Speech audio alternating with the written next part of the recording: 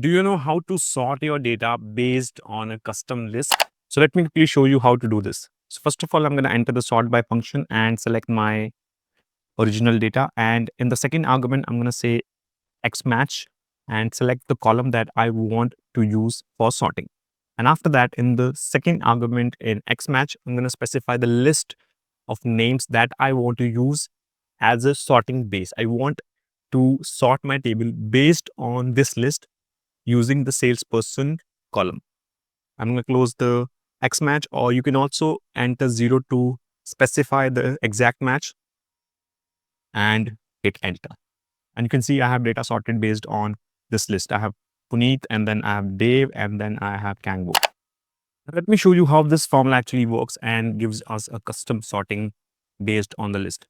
Now, when I use X match here, and let me just press F9, you can see here I have this small array here. And this array is basically the serial number of each salesperson's name based on this list. Now, if you look at this sorting list, I have this name Puneet and Dave and Kangoo, and each number, each name here has a serial number 1, 2, 3. I'm using these numbers just for explanation.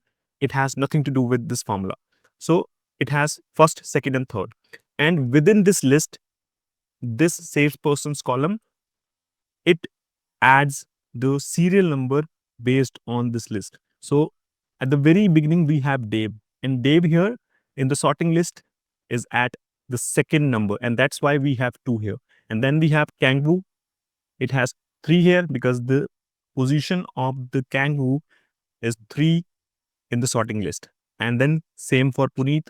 And again, for Puneet, it's 1. And then for Dave, Kangoo, Puneet, Dave, Kangoo. And that's how we have these position numbers in this array. And by using this array, sort by takes the ranking and rearranges the entire table, rows and all, so that names appear in the exact order we have defined in the sorting list. It's like reshuffling the entire data using the sorting list.